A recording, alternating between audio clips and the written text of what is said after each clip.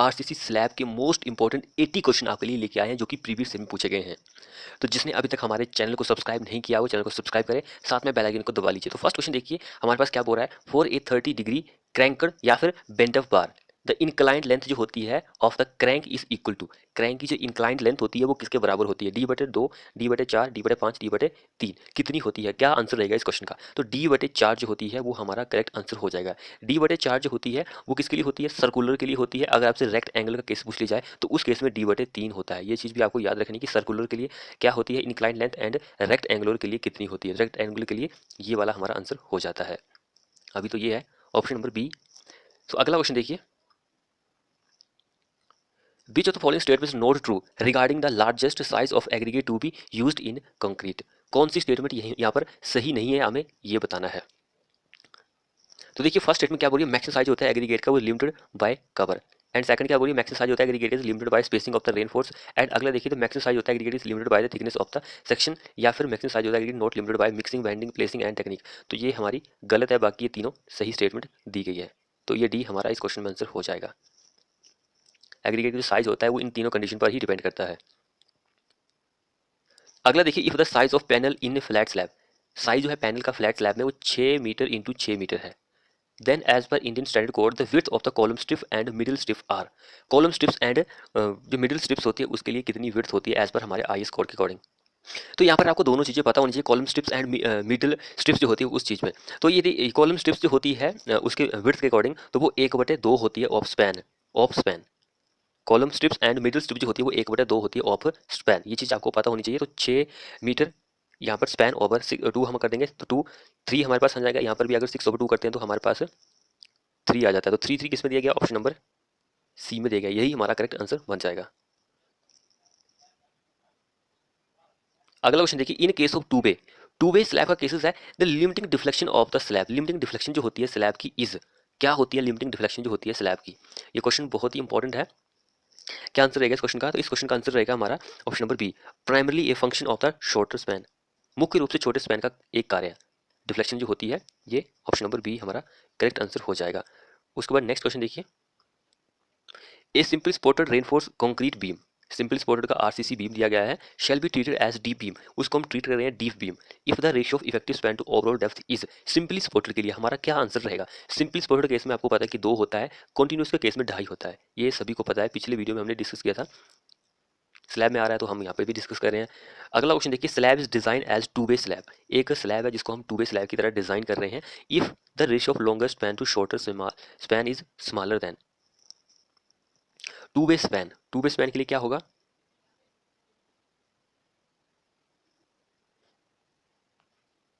तो इस केस में हमारा आंसर ऑप्शन नंबर सेकंड ही हो जाएगा। लेस देन का केस आएगा तो टू वे स्लैब होता है, वन वे का स्लैब के लिए ग्रेटर देन 2 होता है। ये चीज़ भी आपको ध्यान रखनी है क्योंकि यहाँ से भी क्वेश्चन आपका पूछ लिया जा सकता है। अगला क्वेश्चन देखिए, if a two way slab is found to be unsafe in shear, हमारा टू वे का स्लैब है जो कि अनसेफ है शेयर में, which of the following would you recommend, इन चारों में से आप किसको रेकमेंड करेंगे, किसको रेकमेंड करेंगे।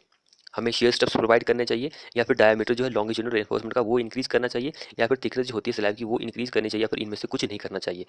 तो क्या आंसर रहेगा, अगर हमारा स्लैब जो है अनसेफ है तो शेयर में हम क्या करेंगे कि जो स्लैब की थिकनेस होती है उसको बढ़ा देंगे, तो हमारा स्लैब जो है वो सेफ हो जाएगा शेयर में।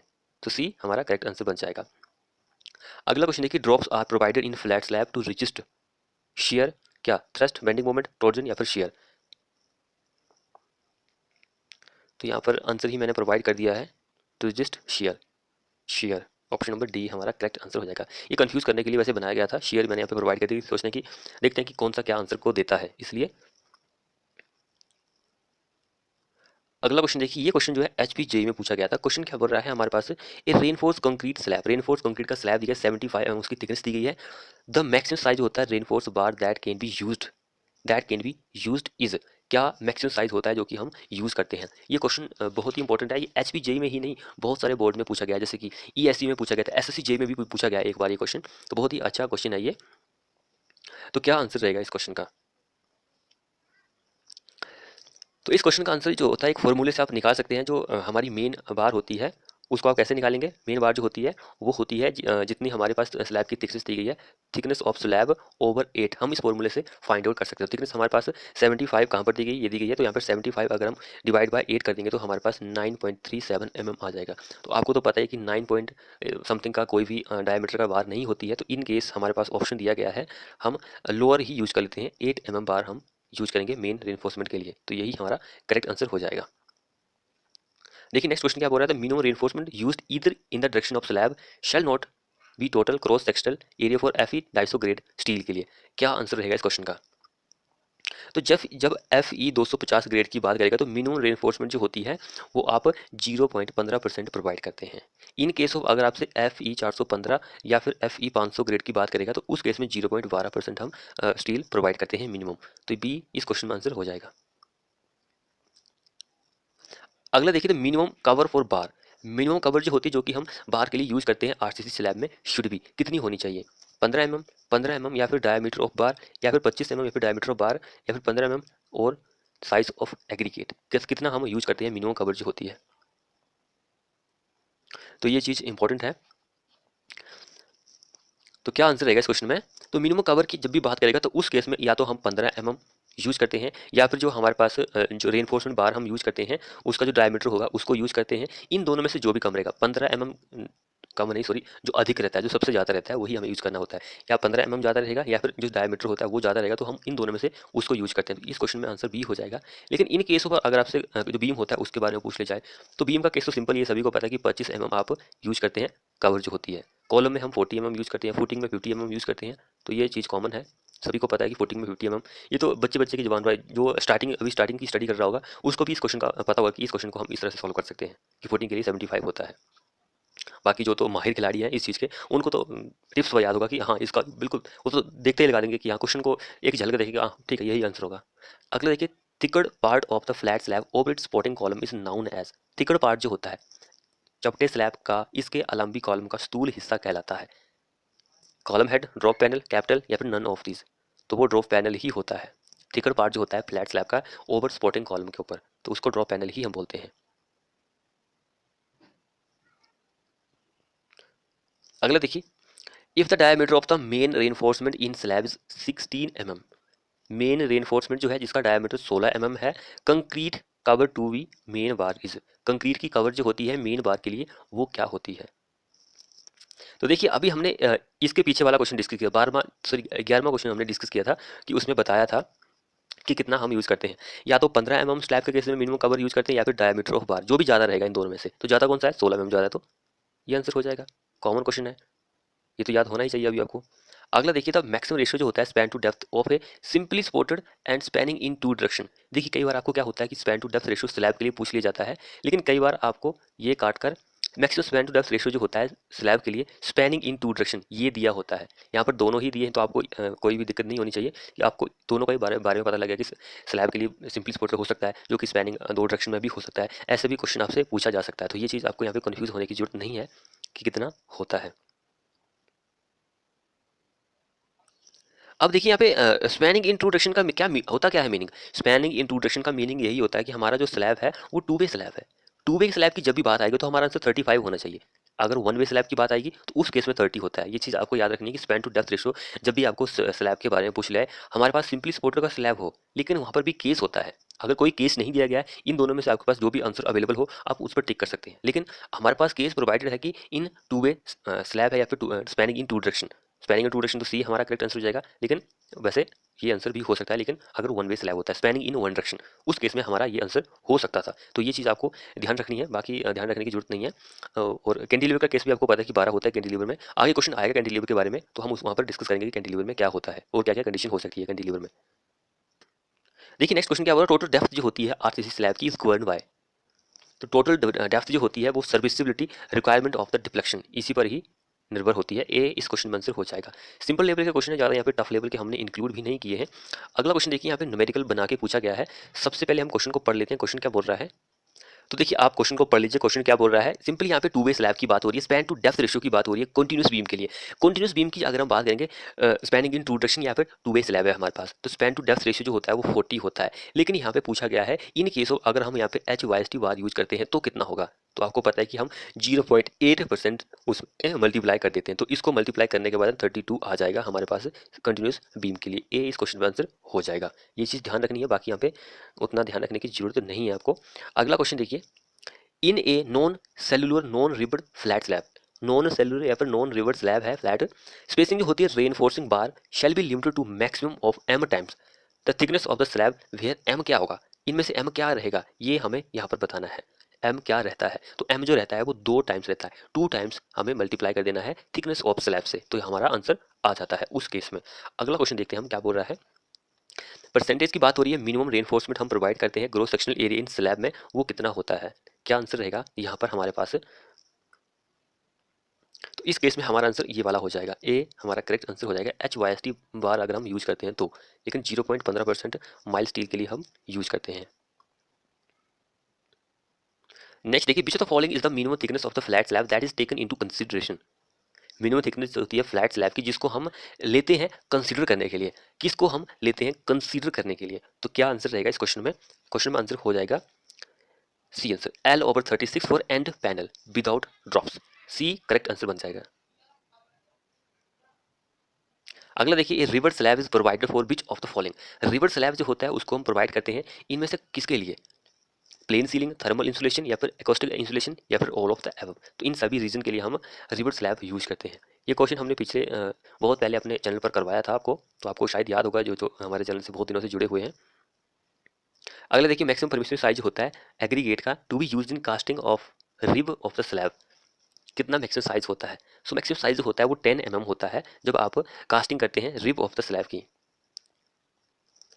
अगला क्वेश्चन देखिए, the amount of reinforcement for main bar in slab is based upon. देखिए हम आपका टाइम वेस्ट बिल्कुल ही नहीं करते हैं, क्योंकि हमारा मेन मोटिव यही है कि कम से कम टाइम में आपको वीडियो जो है मैक्सिमम मैक्सिमम से मैक्सिमम क्वेश्चन आपको प्रोवाइड कर ली जाए।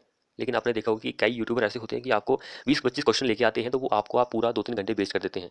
तो हमारे चैनल से आप जुड़ने का फ़ायदा यही है आपका, मैं उनकी बुराई तो नहीं कर रहा हूँ, लेकिन उनके पढ़ाने का तरीका बहुत ही अच्छा है, अच्छे पढ़ाते हैं, लेकिन अब उनके क्वेश्चन बहुत कम होते हैं। लेकिन देखिए हम 80 क्वेश्चन लेके आए, आपको 1 घंटे के कम समय में हम आपको 80 क्वेश्चन सॉल्व करके देंगे, इसलिए हम ऑप्शन जो दिए होते हैं उनको नहीं पढ़ते हैं, सिंपली क्वेश्चन पढ़ेंगे, सिंपल आंसर दे देंगे कि इस क्वेश्चन का आंसर ये रहेगा, और ऐसे ही इस क्वेश्चन का answer maximum bending moment correct answer हो जाएगा B. Amount of reinforcement for main bar in slab is based upon maximum bending moment पर बेस्ड होता है, तो ये चीज़ आपको ध्यान रखनी है। ज़्यादा से ज़्यादा स्टूडेंट को हमारे चैनल पर लेके आइए। अगला देखिए, मैक्सिमम रेशियो जो होता है span to depth for cantilever slab के लिए वो कितना होता है, कैंटिलीवर स्लैब के लिए मैक्सिमम रेशियो जो होता है स्पैन टू डेप्थ का वो कितना होता है, तो वो होता है 12। ये चीज़ आपको याद रखनी है, मैंने आपको पीछे बताया अभी तक कैंटिलीवर के लिए 12 होता है, मैंने बताया अगला क्वेश्चन आएगा कैंटिलीवर का तो उसमें आपको पता लग ही जाएगा।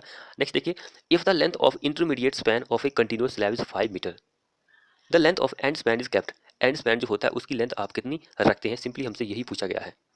तो देखिए एक बार क्वेश्चन मैंने आपको करवाया था कंटिन्यूअस स्लैब में, स्पैन ऑफ कंटिन्यूअस स्लैब जो होता है उसके लिए क्या वैल्यू होती है, तो 0.9 एल आपने सुना होगा, तो यही हमारे पास यहाँ पे फॉर्मूला है। 0.9 एल की वैल्यू हमारे पास मीटर दी गई है, तो इंटू 5 हम कर देंगे तो हमारे पास जो आंसर आएगा 4.5 मीटर कहाँ पर दिया गया है, ए ऑप्शन में करेक्ट आंसर हो जाएगा हमारा। तो कुछ नहीं है, बाकी यहाँ पे फॉर्मूले ही होते हैं थोड़े बहुत, जो भी न्यूमेरिकल आते हैं आप उसको सॉल्व कर सकते हैं। अगला देखिए, thickness of the topping of river slab very from, thickness जो होती है जो टॉपिंग होती है रिवर स्लैब की, तो कौन सी वैल्यू से लेकर कौन सी वैल्यू तक वेरी करती है, तो इसकी वैल्यू की अगर हम बात करें तो 50 से लेकर 80 mm तक होती है। 50 से 80 mm, अब यहाँ पे सेंटीमीटर में सारी वैल्यू दी गई है, तो इसको हम कन्वर्ट कर देते हैं सेंटीमीटर में, तो क्या आंसर रह जाएगा 5 से लेकर 8 सेंटीमीटर हमारा करेक्ट आंसर हो जाएगा। तो ये चीज़ आपको ध्यान रखनी है, बाकी यहाँ पर आपको हम क्वेश्चन तो प्रोवाइड कर रहे हैं, क्वेश्चन की आपको चिंता नहीं करनी है। हमारी ये जो आरसीसी की सीरीज है सिर्फ एक ही चैप्टर बच रहा है रिटेनिंग वॉल्स का, बाकी एक प्री स्ट्रेस्ड कंक्रीट का भी होता है, लेकिन उसको हम कंक्रीट में डिस्कस कर लेंगे। प्री स्ट्रेस्ड कंक्रीट आपको पता है कि कंक्रीट में भी आता है, आरसीसी में भी आता है, तो इस चीज़ को भूल जाइए, इस क्वेश्चन को उस चैप्टर को हम वहाँ पर कर लेंगे। तो देखिए नेक्स्ट क्वेश्चन क्या बोल रहा है हमारे पास यहाँ पर, for a river slab, river slab के केस में यहाँ पे कौन सा सही है ये हमें बताना है, तो ये सारे ही सही है, ज़्यादा दिमाग क्यों वेस्ट करना है आपका। तो देखिए आप पढ़ सकते हैं कि क्या क्या हो सकता है यहाँ पे। क्लियर स्पेसिंग जो होती है बिटवीन रिब्स की shell not be greater than 4.5 centimetre, ये चीज़ आ जाती है, bit of the rib shell not be less then 7.5 centimetre, तो ये चीज़ इंपॉर्टेंट है। ओवरऑल डेप्थ जो होती है स्लैब की shall not exceed 4 times the width of the rib, तो ये सारी चीज़ें इंपॉर्टेंट है, यहाँ से आपका क्वेश्चन बन के भी तैयार हो सकता है। जो कि क्वेश्चन सेट करते हैं वो यहाँ से क्वेश्चन पूछ सकता है, जो प्रीवियस ईयर के क्वेश्चन होते हैं क्वेश्चन वहाँ से ही पूछा जाता है, लेकिन जिसके answer all of the above होते हैं वहाँ से वो क्वेश्चन को उठा सकता है, तो ये चीज़ ध्यान रखनी है आपको। अगला देखिए, द इफेक्टिव विड्थ जो होती है कॉलम स्ट्रिप्स की of A flat slab that is taken into consideration, तो क्या होती है 1/4 होती है, हाफ होती है, रेडियस होती है, या फिर डायमीटर होती है, कितनी होती है? तो बार बार यही कहूँगा मैं, जिसने चैनल को सब्सक्राइब नहीं किया वो कर लीजिए और अपने दोस्तों को भी चैनल को रेफर कीजिए। तो हाफ होती है विड्थ ऑफ फैनल।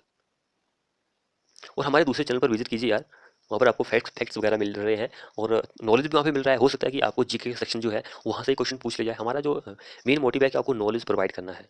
तो आप देख सकते हैं कि वहाँ पर कैसे कैसे हम आपको प्रोवाइड कर रहे हैं। हमारे चैनल का नाम है कोर फैक्ट।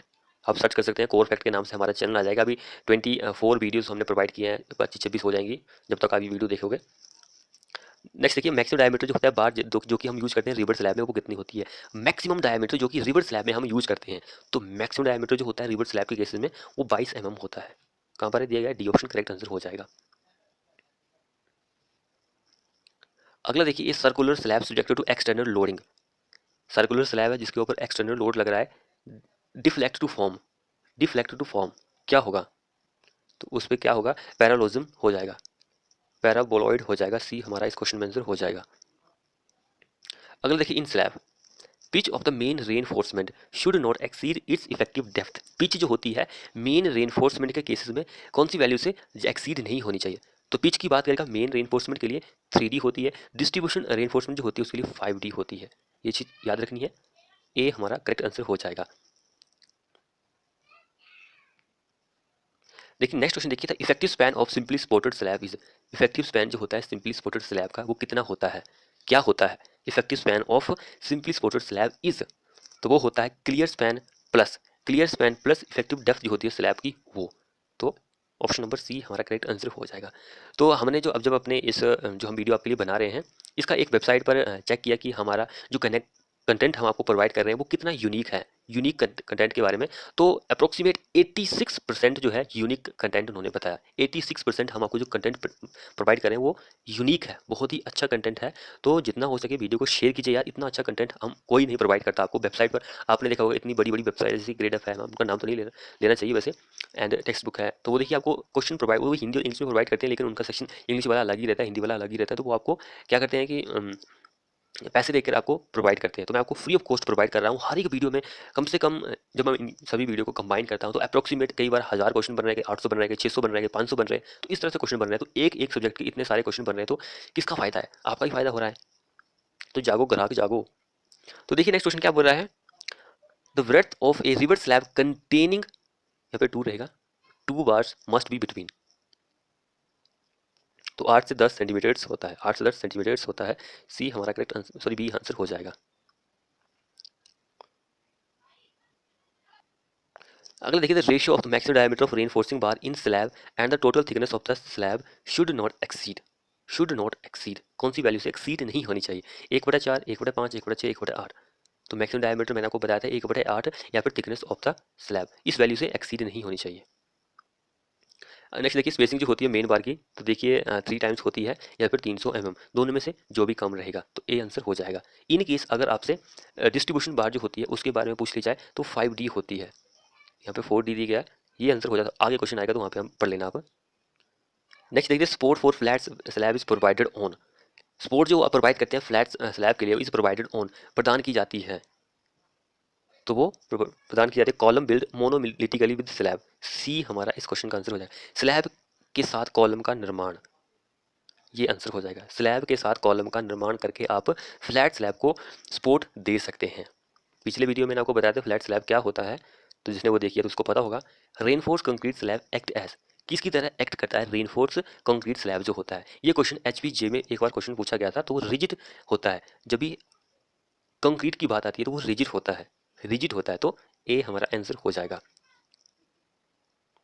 तो मैंने आपको बताया था कि डिस्ट्रीब्यूशन बार या फिर श्रिंकेज की बात करेगा तो उस केस में क्या होता है, तो देखिए क्वेश्चन को पढ़ सकते हैं आप। तो उस केस में 5D होता है या फिर 450, विच एवर इज लेस, यही हमारा करेक्ट आंसर हो जाएगा।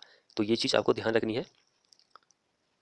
अगला देखिए, तो मिनिमम थिकनेस जो होती है floor slab for building is usually, minimum thickness of floor slab for building is usually 2 centimetre 5 9 25 कितनी होती है? तो वो 9 सेंटीमीटर होती है। ये चीज़ इंपॉर्टेंट है, 9 से 15 सेंटीमीटर होती है, वैल्यू वेरी करती है, लेकिन यहाँ पे 9 ही दिया गया तो हमारा आंसर यही हो जाता है। तो जिस क्वेश्चन में हो सकता है कि आपको थोड़ी बहुत और जानकारी मिलनी चाहिए वो मैं आपको दे रहा हूँ। अगर आप सिंपली ये क्वेश्चन लगाना चाहते हैं तो वेबसाइट पर विजिट कीजिए, अभी तो नहीं प्रोवाइड होंगे, लेकिन एक दो दिन के बाद मैं प्रोवाइड कर ही देता हूँ। अगला देखिए, in case of one way slab main reinforcement is provided. Main reinforcement जो होती है आप शॉर्टर स्पैन में प्रोवाइड करते हैं, ओके। डिस्ट्रीब्यूशन जो होती है वो लॉन्गर स्पैन में प्रोवाइड करते हैं। नेक्स्ट देखिए, in two way slab deflection of slab is, two way slab में डिफ्लेक्शन जो होती है वो क्या होती है? डिफ्लेक्शन जो होती है वो फंक्शन ऑफ शॉर्टर स्पैन होता है। बी करेक्ट आंसर हो जाएगा। इस क्वेश्चन को पढ़िए, क्या बोल रहा है क्वेश्चन। 10%, 15, 12, 20%, कितना होगा? 15% होता है। कई क्वेश्चन खुद आपको भी पढ़ने चाहिए। आगे देखिए, when the effect of wind is considered for design in addition to dead load and impact load, the permissible stress in concrete may be exceed up to a limit of, तो क्या answer रहेगा? 33.33। 33.1/3 होती है, ये चीज याद रखिए। Next देखिए, where does the bending takes place in one way slab. Bending moment जो होता है वन वे स्लैब में कहाँ पर होता है? कहाँ पर होता है? तो वो होता है शॉर्टर स्पैन में। वन वे स्लैब में शॉर्टर स्पैन में आपको देखने को मिलता है। अगला देखिए, to way slab is supported on off wall. To way slab is supported on dash होना था यहाँ पे, एज ऑफ स्लैब। क्या आंसर रहेगा? तो 4 होता है, एज ऑफ द वॉल। अगला देखिए, lifting of the corner of slab is prevent by providing dash reinforcement. जो स्लैब होता है उसके कॉर्नर जो होते हैं वो लिफ्ट ऊपर की तरफ हो जाते हैं, तो हमें उसको रोकना है, प्रिवेंट करना है, तो हम कौन सी रेनफोर्समेंट प्रोवाइड करेंगे? तो टॉर्जनल रेनफोर्स जो होती है उसको हम प्रोवाइड करते हैं। 1 इस क्वेश्चन में आंसर हो जाएगा। अगला देखिए, distribution reinforcement simply supported slab is provided to distribute reinforcement जो आप सिंपली सपोर्टेड स्लैब में प्रोवाइड करते हैं, उसको क्यों प्रोवाइड करते हैं? ताकि वो किसको डिस्ट्रीब्यूट कर सके? लोड को, टेम्परेचर स्ट्रेस को, श्रिंकेज स्ट्रेस को, या फिर इन सभी को। तो इन सभी को वो डिस्ट्रीब्यूट कर सके। तो डिस्ट्रीब्यूशन बार की जब भी बात आती है तो उसकी स्पेसिंग 5D रहती है या फिर 400 mm, बीच एवरेज लेस। नेक्स्ट देखिए, इन सिंपल स्लैब की बात हो रही है, मिनिमम स्पेसिंग जो होती है distribution reinforcement should be 4 times the effective depth of the slab. और कितना होता है? और कितना होता है ये हमें बताना है। 5D होता है या फिर 450 mm होता है? यहाँ पे नहीं दिया गया है, तो डी हमारा इस क्वेश्चन में आंसर हो जाएगा। इन दोनों में से जो भी कम रहता है वही हमारा होता है। अगला देखिए, the diameter of the column head support on flat slab. Diameter of column head support on flat slab is generally kept. कितना हम रखते हैं? कितना हम रखते हैं? तो वो 0.25 times the span length. 1 question में आंसर हो जाएगा। नेक्स्ट देखिए, in large head of supporting column. Supporting column है हमारे पास फ्लैट स्लैब का, तो उसका इन लार्ज हेड जो होता है is technically known as, technically हम उसको क्या बोलते हैं? कैपिटल हम उसको बोलते हैं। सी करेक्ट आंसर हो जाएगा। अगला देखिए, design of two way slab simply slotted on edge and having no provision to prevent the corner from lifting is made by. Two way slab है हमारे पास simply supported on edge and हमने कोई भी प्रोविजन प्रोवाइड नहीं किया है ताकि जो कॉर्नर होते हैं वो लिफ्ट हो सके। इज मेड बाय कौन से फॉर्मूले के द्वारा हम बना सकते हैं? तो वो होता है Rankine formula. C correct answer हो जाएगा। अगला देखिए, horizontal reinforced cement concrete slab spanning between the supporting wall और beams is known as. Horizontal reinforced concrete का स्लैब है स्पैनिंग बिटवीन सपोर्टिंग वॉल और बीम्स के बीच में, उसको हम क्या बोलते हैं? रूफ हम उसको बोलते हैं। अगला देखिए, design of one way reinforce concrete slab for centre concentrated loads achieved by using Pigeaud moment coefficient. Pigeaud moment coefficient जो होता है उसको द्वारा हम अचीव कर सकते हैं। अगला देखिए, the wire mesh provided at the corner of two way slab is. Wire mesh जो होता है जो कि हम टू वे स्लैब में प्रोवाइड करते हैं वो क्या करता है? तो वो क्या करता है? Control cracking of corner. Cracking of corner जो होती है उसको वो कंट्रोल करता है, जो वायर मैश आप प्रोवाइड करते हैं corner of two way slab में। नेक्स्ट देखिए, इन slab, in A slab minimum reinforcement using steel of grade FE 415 is. FE 415 की जब भी बात आएगी या फिर FE 500 के लिए, तो मैंने आपको बताया है 0.12% क्रॉस सेक्शनल होता है, ये 15 जो होता है माइल्ड स्टील का केसेस होता है। तो इन दोनों को याद रखिए, ये क्वेश्चन बहुत बार रिपीट होता है तो ध्यान रखने की जरूरत आप सभी को है। अगला देखिए, if the ratio of span in two direction of a RCC slab is greater than 3, the slab is design as. Slab is design as, कैसे हम उस स्लैब को डिजाइन करते हैं? तो वो हमारा जो स्लैब होता है वन वे स्लैब होता है। तो ये चीज़ आपको याद रखनी है, जिसका रेशियो 2 से ज़्यादा होगा तो वो वन वे होता है, लेस देन 2 जो होता है टू वे स्लैब होता है। नेक्स्ट देखते हैं मैक्सिमम डायमीटर जो होता है reinforce bar in RCC slab is, maximum diameter कितना होता है?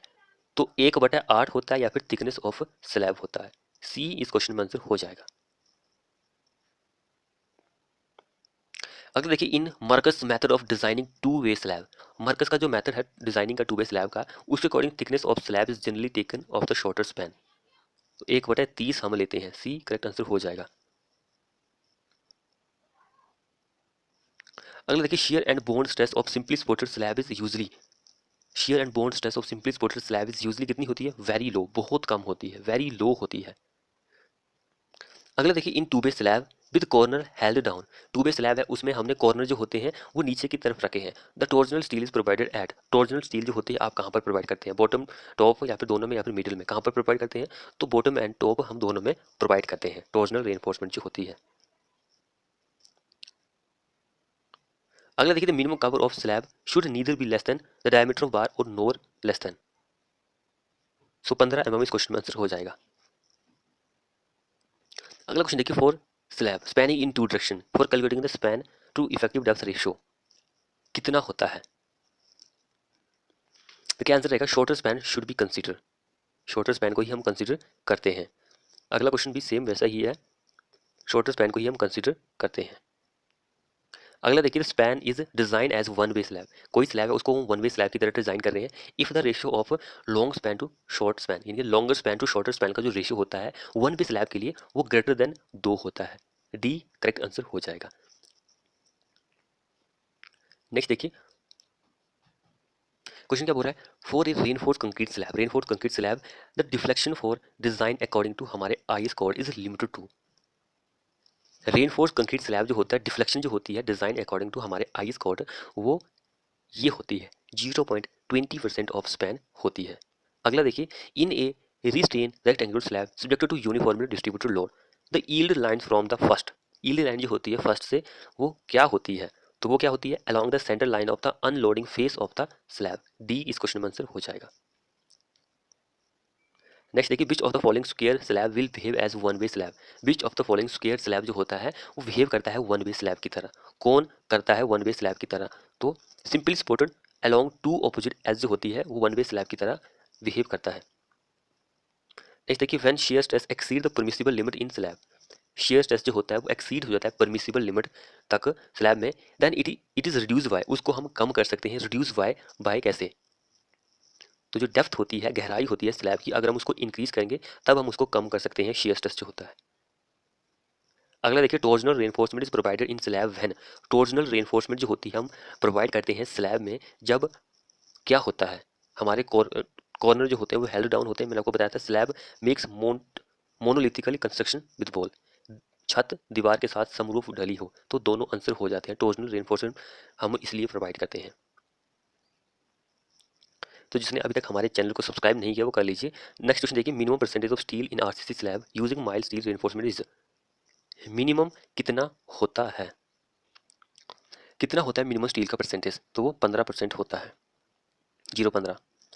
अगला देखिए the minimum horizontal distance between two main reinforcement bar should be कितनी होनी चाहिए? ए हमारा इस क्वेश्चन में आंसर हो जाएगा।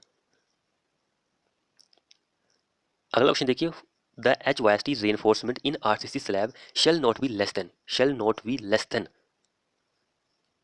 तो कितनी होनी चाहिए H Y S T wire के लिए? तो हमारा ये वाला आंसर हो जाता है। नेक्स्ट देखिए श्रिंकेज इन कंक्रीट स्लैब, श्रिंकेज जो होता है कंक्रीट स्लैब में वो क्या होता है? क्या किसका कारण होता है? तो वो टेंशन क्रैक जो होती है उसका कारण होता है। अगला देखिए एज पर हमारे I square thickness of the flat slab should not be less than, should not be less than, तो थिकनेस की जब भी बात आएगी तो 125 होती है। अगर हम इसको सेंटीमीटर में कन्वर्ट करेंगे तो 12.5 सेंटीमीटर करेक्ट आंसर हो जाएगा। अगला देखिए in the design of two bay slab restrained at all edge torsional reinforce required is, torsional reinforcement जो होती है वो रिक्वायर्ड होती है 0.75 time the area of steel provided in the mid of the section. तो सी इस क्वेश्चन में आंसर हो जाएगा। क्वेश्चन को पढ़ लीजिए, अगर मैंने गलत पढ़ा है तो मैंने जल्दी जल्दी में बोल दिया। लास्ट क्वेश्चन देखिए हमारे इस वीडियो का, मिनिमम थिकनेस जो होती है फ्लोर स्लैब और बिल्डिंग के लिए वो कितनी होती है? मिनिमम थिकनेस वही पीछे भी हम डिस्कस कर चुके हैं, तो 9 सेंटीमीटर होती है, 9 से 15 होती है। तो ये थे हमारे 95 क्वेश्चन। फ्रेंड्स आपको हमारी वीडियो कैसी लगी? अगर आपने अभी तक हमारे चैनल को सब्सक्राइब नहीं किया तो चैनल को सब्सक्राइब कीजिए और बेल आइकन को दबा लीजिए। मिलते हैं नेक्स्ट वीडियो में।